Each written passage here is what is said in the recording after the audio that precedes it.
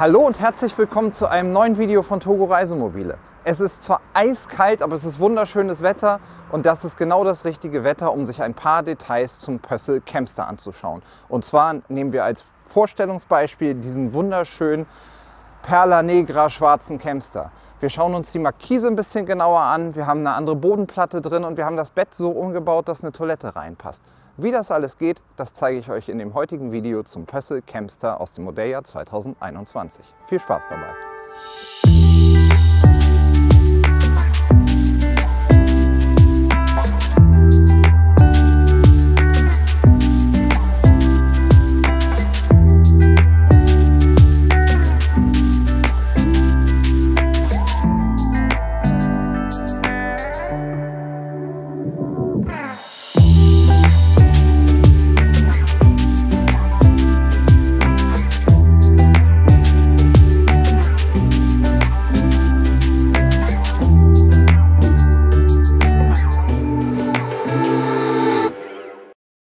Ja, das, was ihr eben gesehen habt, ist der Pössl Kempster.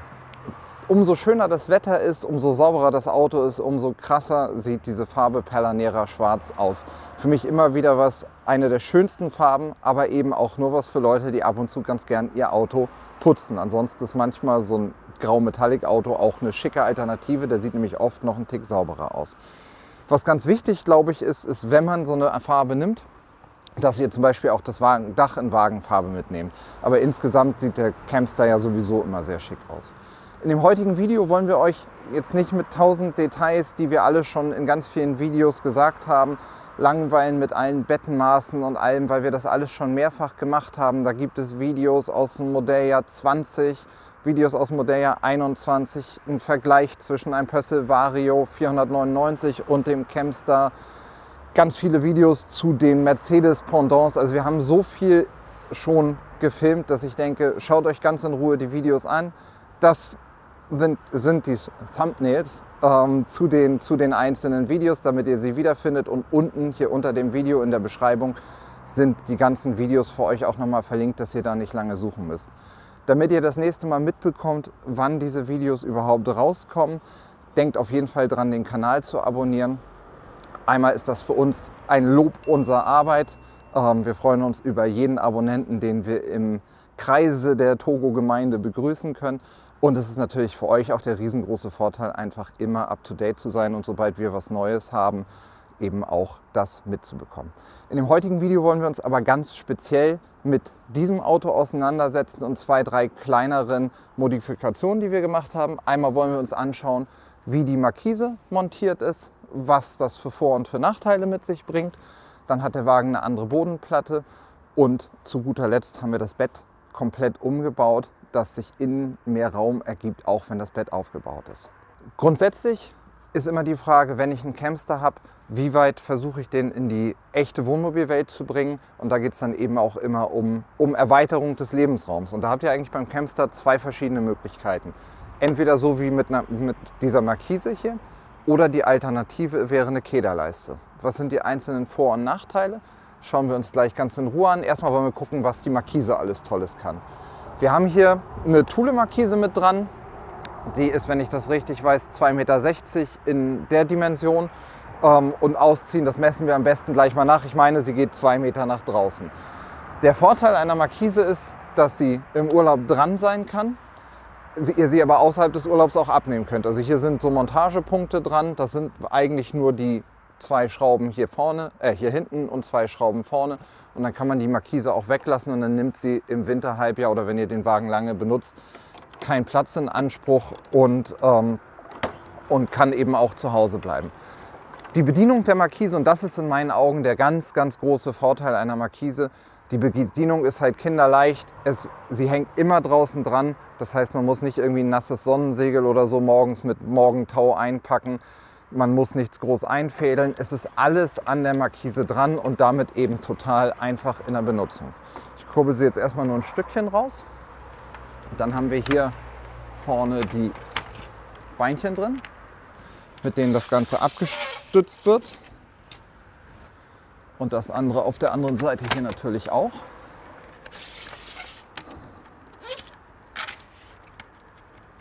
Und wenn das dann ein bisschen abgestützt ist, dann kann man easy weiter kurbeln und wir kurbeln das Ganze jetzt mal ganz aus.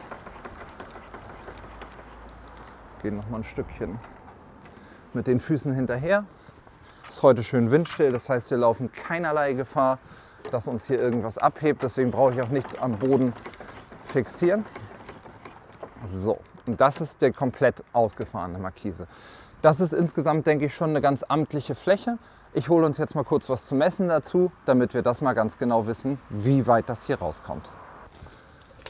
So, damit ist doch besser als schätzen.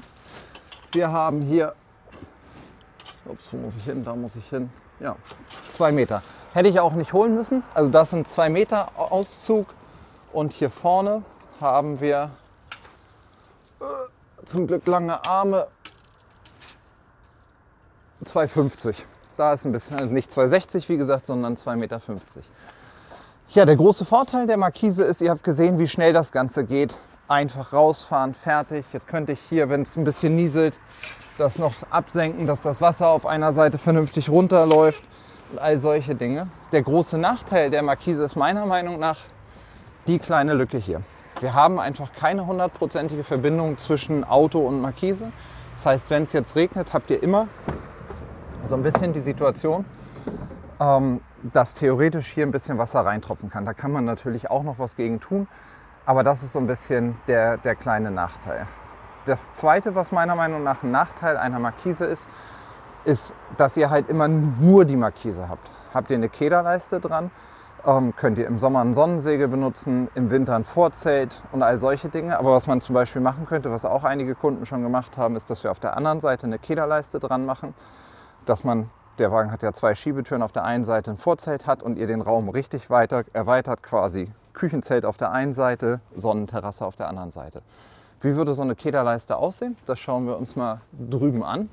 Wir haben nämlich hier, Vorsicht, da kommt ein Loch, nicht durchfallen. Wir haben nämlich da drüben ein Westfalia Kepler 5. Übrigens ein Auto, was von den Außenabmessungen genauso lang ist wie der Campster, aber komplett anders vom Ansatz. Und viel mehr auf den klassischen Wohnmobilgrundriss zurückgreift. Und dieser Kepler 5, wir können es auch auf der Seite hier zeigen, dann könnt ihr das besser sehen, hat auf beiden Seiten schon Kederleisten dran. Das heißt, ihr habt hier oben so eine Leiste mit dabei, die hier unten so eine Einzugkeder mit dabei hat. Da nehme ich einfach hier von der Seite das Sonnensegel und schiebe das einmal über die gesamte Breite rein. Und da habt ihr dann halt die feste Verbindung zwischen Auto und Sonnensegel. Nachteil des Sonnensegels ist halt, ihr müsst es irgendwo drin transportieren und der Aufbau ist ein bisschen aufwendiger, weil ihr immer irgendwas braucht, wo ihr es richtig abspannen könnt, damit es vernünftig funktioniert. Wer sich ein bisschen für Sonnensegel und verschiedene Varianten interessiert, dem blenden wir jetzt hier oben in der Ecke nochmal ein, unser Video zu den Bend-Sonnensegeln. Das sind so Dreiecks-Sonnensegel, wahrscheinlich das bunteste, fröhlichste, aber auch aufwendigste, was man in Sachen Sonnensegel machen kann. Und wer sagt Kepler 5, genau das gleiche Format wie der Campster, den will ich auch genauer sehen. Da kommt dann jetzt nochmal die Einblendung mit dazu. Da haben wir ganz ausführlich den Wagen vorgestellt. Ja, das ist der Unterschied zwischen Markise und Kederleiste. Neben den rein technischen Aspekten gibt es natürlich auch immer einen wirtschaftlichen Aspekt. So eine Markise seid ihr ungefähr in der Größenordnung 1000 Euro, fertig montiert am Fahrzeug dran.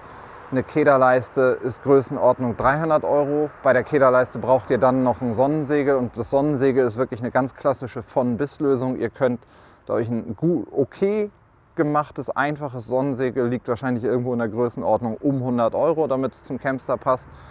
Und die Bandlösung, die ich vorgeschlagen habe, da kostet jedes dieser Dreieckssegel am Ende 70, 80 Euro. Davon braucht man mindestens 3, ein bisschen Kleinkram. Also man kann auch 400, 500, 600 Euro für ein Sonnensegel ausgeben. Das ist aber das obere Ende. Wenn man das macht, seid ihr ungefähr da, wo die Markise ist. Habt es aber dann auch deutlich größer, weil man mit Sonnensegeln sich eben auch ganz weit ausbreiten kann. Gerade diese Dreieckssegel mehr oder weniger unendlich aneinander packen kann. Ja, ist so ein bisschen die Entscheidung, die sehr, sehr subjektiv ist. Wir sehen das auch an den Autos. Ein paar gehen ganz ohne Markise und Kederleiste raus, andere nur mit Markise, andere mit beiden. Also überlegt euch, was euer Einsatzbereich ist und dann kann man da schauen, was das Richtige ist. Bei dem Wagen haben wir jetzt hier, das ist eigentlich nur eine Kleinigkeit, deswegen will ich euch das zwischendurch nochmal zeigen. Der Wagen hat jetzt hier eine neue Bodenplatte zusätzlich mit reinbekommen, um einfach gerade im ganzjährigen Einsatz und als Pkw-Einsatz robuster unterwegs zu sein. Normalerweise, das seht ihr ja in den anderen Videos zum Campster, habt ihr so eine Art Teppichboden da mit drin und die Platte liegt da jetzt einfach nur drauf. Damit wird ja automatisch durch die Bank gehalten, die kann dann nicht weg. So ist einfach, wenn man mal mit schmutzigen Schuhen reinläuft, das Ganze ebener und es tritt sich nicht sofort der ganze Kram irgendwo in den Teppich, also mehr Pkw nutzen. Das ist auch so eine Sache da, um dem auch gleich eine finanzielle Hausnummer zu geben, seid ihr in der Größenordnung so 400-500 Euro, je nachdem wie viel ihr selber macht an der Stelle. Überhaupt ist finanzielle Größenordnung ein ganz guter Punkt. Ich habe mich da kurz darauf vorbereitet, habe mir mal die Ausstattungsliste von dem Wagen hier ausgedruckt. Ich finde das immer ganz spannend, wenn man schon sich so ein Auto ein bisschen genauer anschaut, dass man einfach eine ganz gute Idee hat, was der Spaß kostet. Dieser hier ist ein Wagen 180 PS mit Automatik im Grundpreis 46.000 Euro. Schwarz Metallic 700 Euro, Aufstelldach in Wagen, Farbe 1000 Euro. Dann haben wir den Wagen aufgelastet auf 3,1 Tonnen. Er hat die Heizung mit drin, er hat die Kühlbox mit drin, er hat das Lederlenkrad, Xenon-Scheinwerfer, Anhängerkupplung, getönte Scheiben, alles an Assistenzsystem, den Boden, Markise und den Bettumbau unten, den ich euch gleich noch als nächstes zeige. Wenn man das alles mit reinnimmt, also quasi ein voll ausgestatteter Campster, außer ich meine, der Wagen hat bis auf elektrische Schiebetüren alles, was man haben kann, seid ihr in der Größenordnung 60.000 Euro unterwegs. Sicher kein Schnäppchen, aber konfiguriert euch einfach mal einen VW California mit den gleichen Details. Das relativiert den Preis dann wieder deutlich und man kann natürlich auch deutlich abgespeckt sich einen Campster konfigurieren, wenn es eben 140 PS Handschaltung sind, vielleicht in weiß und nicht Metallic, dann kommt man auch ganz schnell eben in den Bereich 50.000 Euro oder auch knapp darunter. Und wer das noch ein bisschen abgespeckter haben will, gibt es ja auch noch den Pössl Vanster, das Derivat auf Citroën Space Tourer auch, aber ohne eingebaute Küche und all solche Dinge. Das ist dann preis-leistungstechnisch ein absoluter Knaller und da kann man mit ein bisschen Fantasie auch ein tolles Wohnmobil draus machen.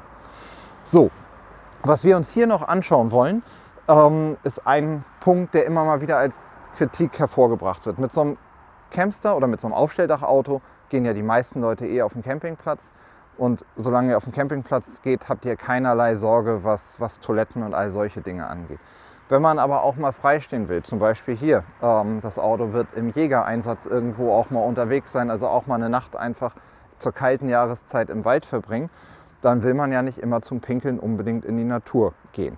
Das Problem beim Campster normalerweise ist, dass wenn ihr das Bett unten aufbaut, dass das Bett relativ weit nach vorne reicht und einfach hier keinerlei Platz mehr vorne ist. Und da haben wir jetzt geguckt, wie können wir das Thema angehen, dass wir vorne genug Platz haben, ein kleines Porta Potty oder die Trenntoiletten, zum Beispiel von Trellino gibt es so eine kleine Toilette, da kommt man mit 40 cm Raum frei. Das heißt, die Aufgabe war, zwischen aufgebautem Bett und Sitz hier vorne 40 cm zu haben. Und die haben wir auch. Ich baue uns mal kurz das Bett auf, damit man einmal sieht, wie es vorne aussieht. Kopfstütze raus. Und dann habt ihr auch gleich nochmal eine Erinnerung, wie schnell und einfach der Aufbau des Bettes in so einem Pössl Campster gemacht ist. Einfach einmal runterklappen, das Ganze wieder nach hinten schieben und damit ihr es besser gucken könnt, klappen wir hier mal den Sitz nach vorne und wo habe ich mein Maßband hingelegt? Da, zu viele Taschen.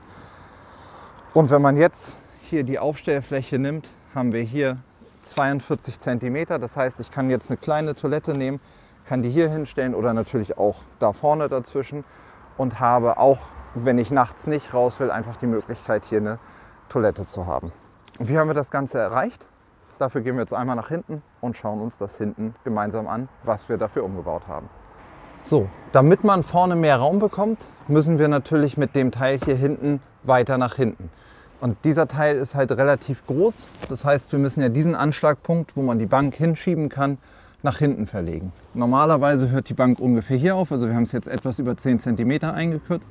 Das heißt, wir haben im Prinzip genau diesen gesamten hinteren Bereich einmal komplett rausgenommen, angepasst in allen Belangen. etwas weiter hinten wieder eingebaut und dadurch bringen wir die Bank weiter nach hinten. Das Kernproblem bei dieser ganzen Umbauaktion ist eigentlich unsere Stütze hier hinten. Die hat nämlich hier oben, ist die genau an die Rundung angepasst. Das heißt, die muss einmal komplett raus. Hier oben der Stahl, der gar nicht so dünn ist, massiv bearbeitet werden, weil wir hier einfach die Rundung, die hier ist, ein Stückchen wegnehmen müssen, damit man eben mit dem Ganzen weiter rankommt. Das war zeitlich, glaube ich, der größte Aufwand. In dem Fall hier klassisches Eigentor, erst einen Boden reinlegen und dann sagen, ich muss das anpassen. Der Boden ist natürlich nicht ausgelegt auf nach hinten verschobene Stützen. Das heißt, wir haben den Boden hier hinten ausgearbeitet, damit das zusammenpasst. Dann brauchst du überall neue Löcher. Auf der anderen Seite müssen wir komplett die Aufnahmen verschieben, dass das alles passt. Die Holzplatten müssen eingekürzt werden. Also es sind viele, viele kleine Schritte. Tischhalterung komplett versetzt werden. Aber alles in allem habt ihr nachher unterm Strich eben trotzdem 1,95 Bett, was glaube ich für die meisten Leute reicht. Trotzdem vorne dann den Raum und immer noch hier hinten viel Stauraum. Wir gehen jetzt mal gemeinsam rüber zu dem anderen Campster und schauen uns an, ohne uns den Kopf zu stoßen, wie das Bett dort von der Länge wäre, damit ihr eine Idee habt, wie groß das eigentlich ist, damit jeder für sich selber entscheiden kann, ob er das braucht oder nicht braucht.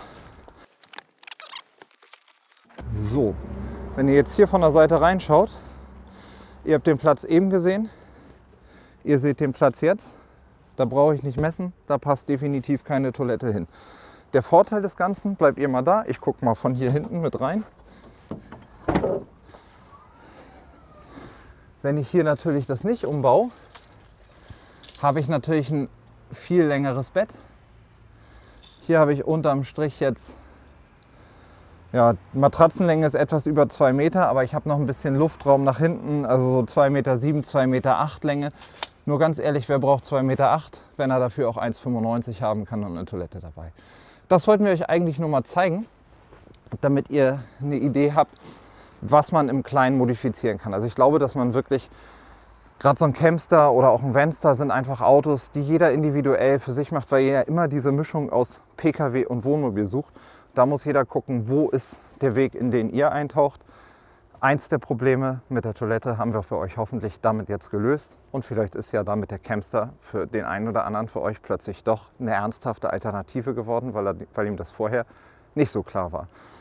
Wenn ihr wollt, schaut euch eben auch die anderen Videos zum Campster an. Da habt ihr alle möglichen Details, wie groß das mit dem Stauraum ist. Das haben wir ganz, ganz ausführlich gezeigt. Und im nächsten Video geht es dann wieder um ein größeres Auto, damit wir euch möglichst viel Abwechslung bieten. Vielen Dank fürs Zusehen bis hierhin. Bleibt gesund, genießt einen klaren, klirrenden, kalten Winter mit mir. Bis bald im nächsten Video. Alles Gute.